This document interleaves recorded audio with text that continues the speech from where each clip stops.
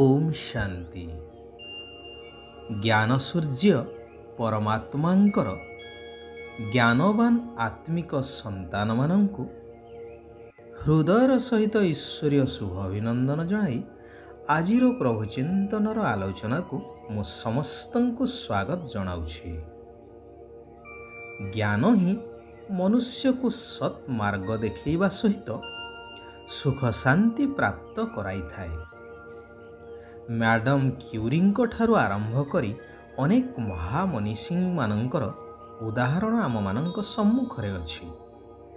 समय थिला लोके पादरे चली चली बा बलद गाड़ी रे जीवा आसीबा करुथिले। खबर प्रेरण पाई केवल डाकघर उपरे निर्भर करिवाकू पड़ुथिला। धीरे धीरे एथिरे उन्नति ही चलिला।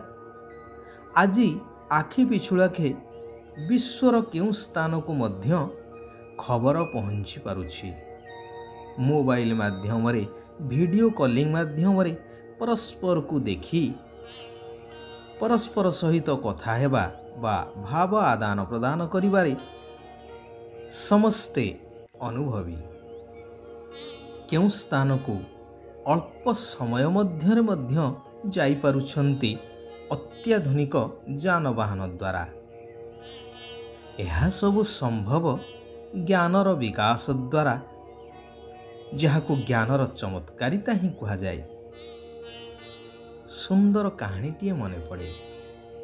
गोटे गाँव रे 4 जण सांग थिले। 3 जण अर्थाभावरू पाठ पढ़ी पारि नथिले। जणे सेमानंक मध्यरू भल पाठ पढ़िथिले एवं मेधावी मध्य थिले। थरे 4 जण एक दर्शनीय स्थान बुलिवा पाई गले। साथी रे समस्तंकर पैसा पत्र को गोटिए बैग रे नहीं गले। बुलाबुली सारी होटेल रे खाई बसिछंती।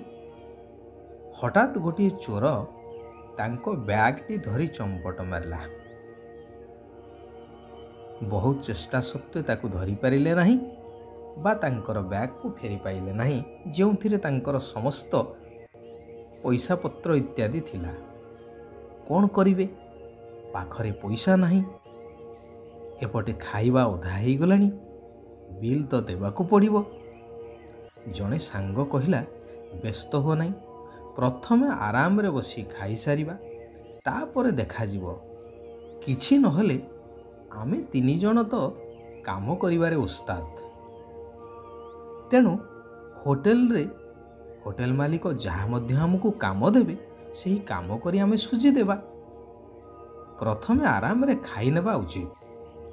एही समय रे देखिले होटेल मालिक तांको पिलांको सार को फोन रे अनुरोध करुछंती, आज आसी पढ़ेबा पाई, जेहेतु पिला मानकर आसंता काली ठारू परीक्षा आरंभ हेउछि।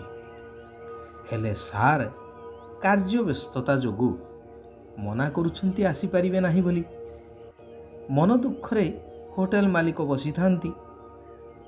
जेउ सांग जनक पाठुआ से जाई होटेल मालिकों को कहिले, आज्ञा चिंता करंतु नहीं, आपण अनुमति देले मु आपणक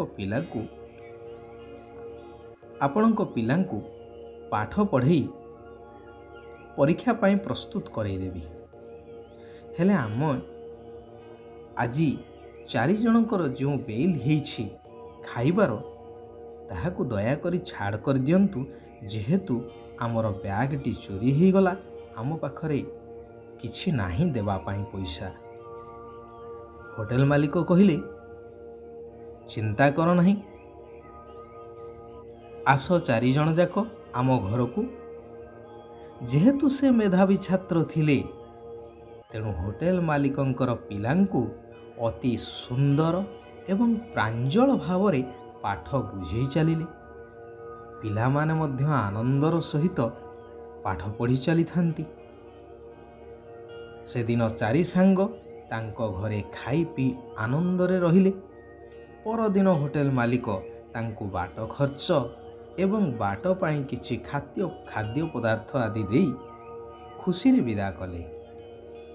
3 ଜଣ ସାଙ୍ଗ ଚତୁର୍ଥ ସାଙ୍ଗକୁ କହିଲେ, ଯାହା ହେଉ ବାସ୍ତବରେ ତୁମ ଯୋଗୁଁ ଆମେ କେତେ ବଡ଼ ବିପଦରୁ ଉଦ୍ଧାର ପାଇଲୁ।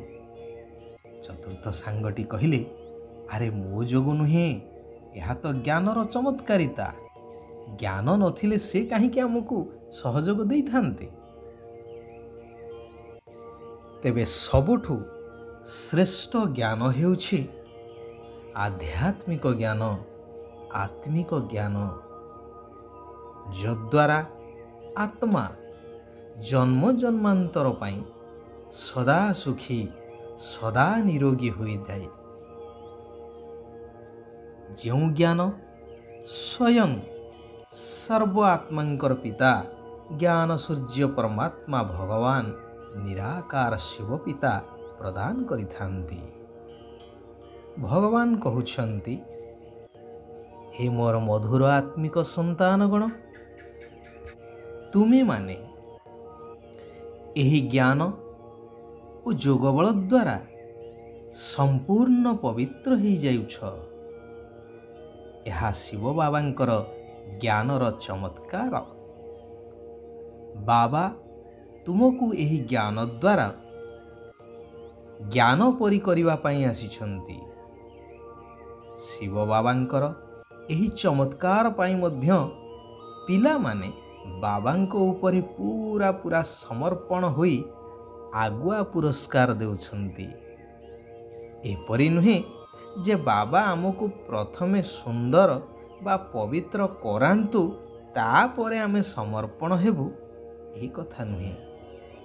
ବର୍ତ୍ତମାନ ହିଁ ସମ୍ପୂର୍ଣ୍ଣ ରୂପେ ବଳି ଚଢ଼ିବାକୁ ହେବ, ଅର୍ଥାତ୍ ସମର୍ପଣ ହେବାକୁ ପଡ଼ିବ। ଶରୀର ନିର୍ବାହ କରି ପିଲାଛୁଆଙ୍କୁ ସମ୍ଭାଳି ନିଜର ସମସ୍ତ ଦାୟିତ୍ୱକୁ ତୁଲେଇ ଶ୍ରୀମତରେ ଚାଲିବା ହିଁ ବାସ୍ତବରେ ସମର୍ପଣ ହେବା।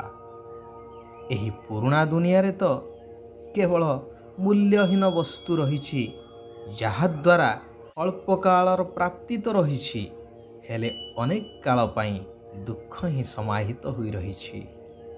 ତେଣୁ ସେଥିରୁ ବୁଦ୍ଧି ଯୋଗ ତୁଟାଇ ବାବା ଏବଂ ନୂତନ ସ୍ୱର୍ଗ ଦୁନିଆକୁ ସ୍ମରଣ କରିବାକୁ ହେବ, ଯେହେତୁ ଏହି ପୁରୁଣା ଦୁନିଆ ବର୍ତ୍ତମାନ ବିନାଶ ହେବାକୁ ଯାଉଛି ଏବଂ ସେହି ସୁନ୍ଦର ସତ୍ୟଯୁଗୀ ନୂତନ ସ୍ୱର୍ଗ ଦୁନିଆ ସ୍ଥାପନ ହେବାକୁ ଯାଉଛି, ଯେଉଁଥିପାଇଁ ପରମାତ୍ମା ଆମ ଆତ୍ମାମାନଙ୍କୁ ପ୍ରସ୍ତୁତ କରାଉଛନ୍ତି। ଗୃହସ୍ଥକୁ ଆଶ୍ରମ ଅର୍ଥାତ୍ ପବିତ୍ର କରିବାକୁ ହେବ। ପବିତ୍ରତା ହିଁ ବଳ ଭରି ରହିଛି। ସେଇଥିପାଇଁ ଯୋଗ ବଳ ଏବଂ ପବିତ୍ରତାର ବଳ ଜମା କରିବାକୁ ହେବ। ସଂସାରରେ ସବୁଠୁ ପ୍ରିୟତମ ଏକମାତ୍ର ଶିବ ବାବା ଅଟନ୍ତି। ତେଣୁ ତାଙ୍କ ଉପରେ ପୁରା ସମର୍ପଣ ହେବା ସହିତ ଏହି ପୁରୁଣା ଦୁନିଆରୁ ବୁଦ୍ଧି ଯୋଗକୁ ତୁଟେଇ ଦେବାର ଅଛି। ଭଗବାନ ବରଦାନ ଦେଉଛନ୍ତି କି ନିଜର ଆତ୍ମିକ ଆକର୍ଷଣ ଦ୍ୱାରା ସେବା ଏବଂ ସେବା କେନ୍ଦ୍ରର ଉନ୍ନତି କରୁଥିବା ଜ୍ଞାନୀ ତୁ ଆତ୍ମା ହୁଅ, ଯେହେତୁ ଏହି ସେବା ହେଉଛି ସର୍ବଶ୍ରେଷ୍ଠ ସେବା, ବିଶ୍ୱ ପରିବର୍ତ୍ତନର ସେବା। ମନକୁ ସର୍ବଦା ହାଲୁକା ରଖ, କୌଣସି ପ୍ରକାରର ବୋଝ ଯେପରି ନ ରହୁ। ହୃଦୟକୁ ସ୍ୱଚ୍ଛ ରଖି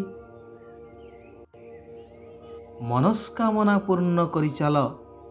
ପ୍ରାପ୍ତି ଗୁଡ଼ିକ ତୁମ ସମ୍ମୁଖକୁ ସ୍ୱତଃ ହିଁ ଆସିବ। ପରମାତ୍ମ ଜ୍ଞାନୀ ସେହିମାନେ ଯେଉଁମାନେ ସମସ୍ତ ବନ୍ଧନ ଏବଂ ସମସ୍ତ ଆକର୍ଷଣ ଗୁଡ଼ିକ ଠାରୁ ମୁକ୍ତ। ଆଚ୍ଛା, ଆଜି ପାଇଁ ଏଇଠାରେ ଆମେମାନେ ବିରାମ ନେବା। ଆସନ୍ତାକାଲି ପୁନଃ ସେହି କଲ୍ୟାଣକାରୀ ପରମ ପ୍ରିୟ ପରମାତ୍ମାଙ୍କର ଆଉ କିଛି କଲ୍ୟାଣକାରୀ ମହାବାକ୍ୟକୁ ଶ୍ରବଣ କରି ନିଜ ଜୀବନରେ ଧାରଣ କରିବା, ନିଜେ ପରିବର୍ତ୍ତନ ହେବା ସହିତ ସାରା ବିଶ୍ୱକୁ ପରିବର୍ତ୍ତନ କରିବାର ଶ୍ରେଷ୍ଠ କାର୍ଯ୍ୟ କରିଚାଲିବା। ओम शांति, ओम शांति, ओम शांति।